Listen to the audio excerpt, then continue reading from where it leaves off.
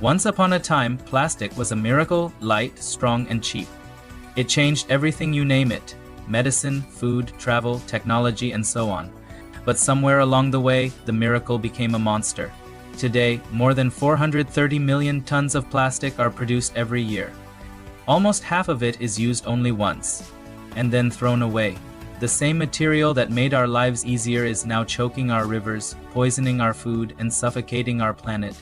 This is the story of plastic pollution, and the amazing people who are fighting hard to take our world back.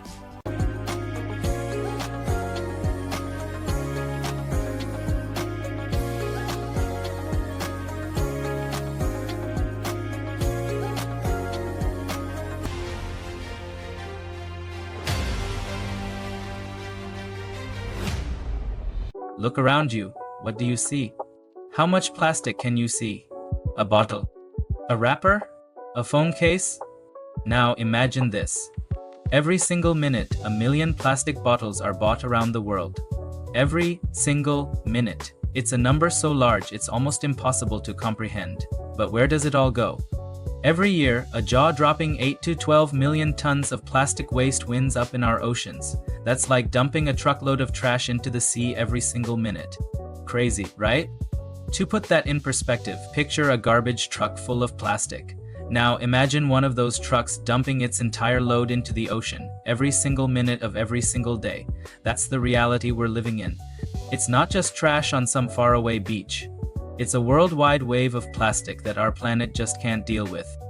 This plastic tide doesn't just disappear. It breaks down, not into harmless natural elements, but into tiny, insidious particles called microplastics. These tiny particles are literally everywhere. They float around, totally invisible, in the air we breathe every day. They mess with the water we drink, whether it's from our taps or those bottled brands. They've crept into our food chain, from tiny plankton to the fish we eat. It's wild. Scientists have found them in the most hidden spots on Earth, from the icy Arctic to the ocean's deepest trenches.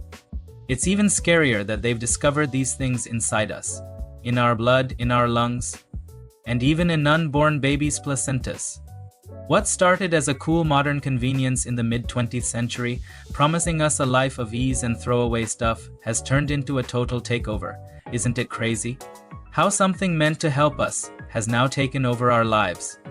We're in a tough spot. Our planet's struggling because we made stuff that lasts forever, but we just toss it away like it's nothing. Did you know? A fact that only 9% of all the plastic ever made has actually been recycled.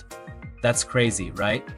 9%, So what happens to the other 91%?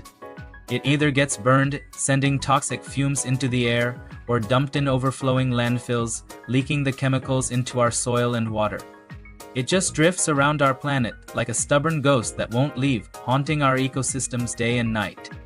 Nature simply can't handle this man-made poison we keep throwing at it, you know? A single plastic bottle can take up to 450 years to decompose. Other plastic items can take 500, even some take 1,000 years.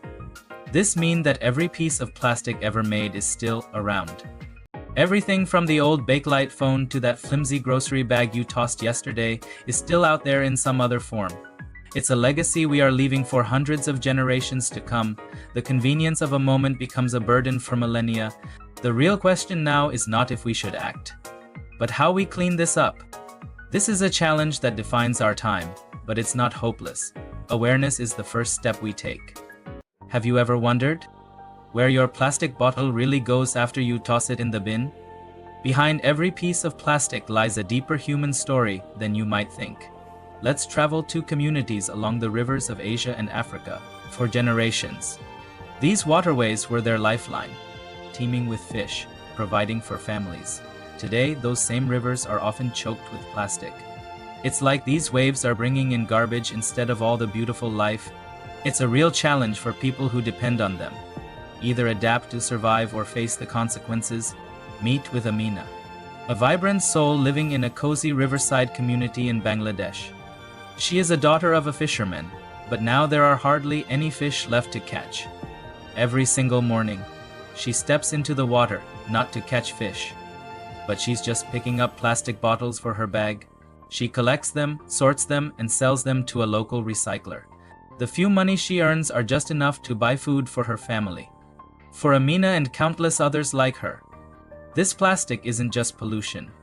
It's like a lifeline for them, you know? A harsh irony, isn't it? The stuff that messed up their environment is now what they have to depend on to survive. But let's pause and ask the bigger question. Where does all this plastic come from? Follow the chain and you'll find massive global corporations at the source. They're the ones producing billions of single-use plastic items every single day. They are marketing them to us with words like convenience and on the go. We're all about creating a culture where things are easily tossed aside, right? And when the world started drowning in their waste, what did they do? They ran campaigns that cleverly made you, the consumer, the scapegoat. Suddenly, it was all about our individual habits. We're told to reduce, reuse, and recycle. Governments are launching cool recycling programs. And we diligently sort our trash, feeling like we're doing our part. This is where it gets really tricky. How do you recycle something that wasn't even made to be recycled? Many types of plastic are too complex, too contaminated, or simply not profitable to process. So, a huge percentage of what we put in the recycling bin, those are still ends up in landfills or polluting our oceans. Recycling is great and all, but it can sometimes just distract us from the real issues we need to tackle. Because the real problem isn't just your personal consumption habits, it's the system. A system that lets companies make money from cheap products, while dumping the environmental and social costs on communities, like Amina's and future generations. It's more than just having better recycling bins. It's about demanding a fundamental change. It's about holding producers accountable, pushing for a world where products are designed to last, to be reused, and respecting both people's and our planet is the key. Why do things happen the way they do? Despite all the buzz about saving the planet, our plastic problem just keeps getting worse. It feels like we're stuck in this never-ending loop, right? It's just so exhausting. Let's pull back the curtain and dive into what's really happening behind the scenes. You're really gonna be surprised at what we're about to uncover, trust me. For decades, the biggest oil and plastic companies have poured millions into lobbying governments, pushing their agendas and shaping policies. Let's push back against quick fixes, like banning or taxing single-use plastics, okay? They keep spinning tales about miracle of bioplastics and hype up us with these recycling revolutions, but do they really work? But when you take a closer look, a lot of these are just fancy buzzwords for the same old pollution we've always dealt with. We see them on our screens, making big promises that sound amazing, isn't it? Their actions, though, really show a totally different story, don't you think? Take those huge international meetings. They really bring people together.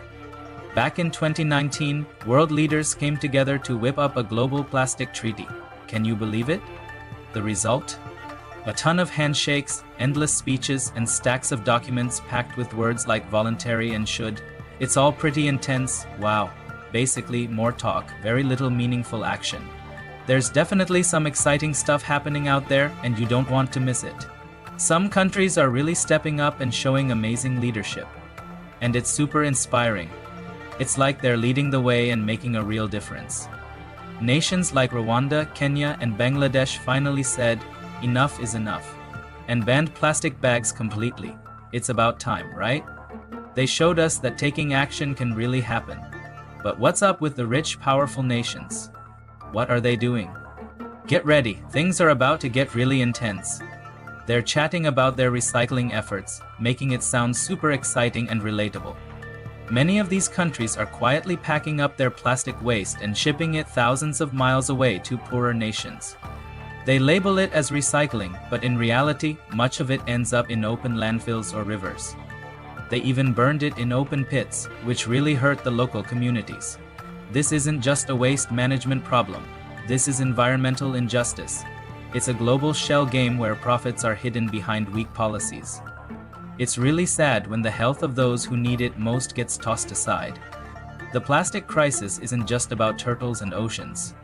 It's all about power, accountability, and who really pays the price for our convenience, you know? Fighting for a plastic-free world means we're also fighting for a fairer and healthier planet for everyone. We see it everywhere, don't we? The headlines, the images of pollution, it can all feel a bit overwhelming. Sometimes it seems like the problems are just too big for any one of us to solve. But what if I told you that a powerful movement is already underway right now, all around us? It's not happening in boardrooms or at big summits. It's happening on the ground, led by everyday people. Check this out. In all this chaos, something amazing is happening. It's people rising up. From Bali's sunny beaches to Dhaka's lively streets. From the heart of Manila to the communities of Nairobi. Those people are taking actions, one cleanup at a time. It's a quiet revolution, but it's making a huge impact. Think about it, entire schools are making the pledge to go plastic-free, inspiring the next generation. Artists are turning trash into powerful statements and raising awareness. And innovators. They're completely rethinking the way we consume. Startups are reinventing packaging with plants, with paper, and with a whole lot of imagination. This isn't just a dream. It's really happening, and it's super exciting. Let me introduce you to some of these incredible change makers. Meet Rahul and Mitali, two inspiring students from India who are literally turning darkness into light.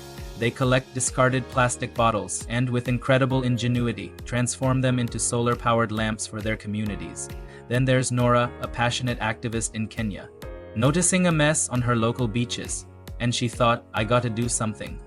She started a movement, mobilizing thousands of volunteers to clean the coastline every single Friday. These aren't isolated incidents. They are shining examples of a global trend. Rahul, Mitali, and Nora remind us of a fundamental truth. Real, lasting change doesn't wait for permission. It doesn't kick off with a fancy committee or some big formal announcement, you know. It starts with people. It starts with one person seeing a problem and deciding to be part of the solution. It starts with a simple idea, a helping hand, a shared belief that we can do better. This is the power we all hold. So next time you feel overwhelmed, remember these stories. You're not alone. And even the tiniest actions can spark waves of change that go way beyond what you might think. Keep that in mind. The city of concrete jungle, where dreams are made of great minds. From the bottle of water in your hand, to the packaging on your food. It's convenient, sure. But at what cost? Right now, our beautiful planet is choking. Our oceans, once vibrant and full of life. Plastic waste is turning our oceans into huge soup bowls. Marine animals are mistaking plastic bags for food. Even some big and small marine animals get stuck in garbage they can't escape from. It's really sad to see them struggling, right? And tiny microplastics are finding their way into everything. It's a tough pill to swallow, but here's the deal. This isn't some far-off issue for our kids to deal with later. It's happening right now, and we can't just look away. The very convenience we've chased has created a crisis that threatens our entire ecosystem. Despair won't fix our oceans. Feeling overwhelmed isn't the answer. We've always had the power to change this story, and we still do. It all begins with those little, thoughtful choices we make every day that spread out and create a big impact. Think about it. If even a fraction of us here watching today decides to refuse a single-use plastic items, just one plastic bag, one straw, one disposable cup, the collective impact would be massive. We're talking millions of pieces of plastic that never even get a chance to pollute our world. This isn't about getting everything right in a snap, you know. It takes time. It's about progress. It's all about ditching that plastic spoon and plate for a cool, reusable one. It's about using your own bags when you shop. It's all about choosing products with less packaging. These aren't just little habits. They pack a punch and say a lot. We're letting companies and leaders know we absolutely want better for everyone. We want eco-friendly options, real responsibility, and systems that actually protect our planet. Not just line their pockets. When we vote with our wallets and our voices, we totally spark change in the market. The future isn't written yet. The images of polluted beaches and struggling wildlife don't have to be our legacy. We can choose a different path. We can be the generation that turned the tide on plastic pollution. It's a huge challenge, yes. But humanity has always risen to meet great challenges. Plastic was once our greatest invention. We are more than capable of inventing our way out of this mess. We created this problem, and I truly believe that together we can and we will solve it. The future of our planet is totally in our hands. Let's make it count. Share one small change you plan to make in the comments. Thanks for tuning in. If this hit home for you, smash that thumbs up and subscribe for more awesome content.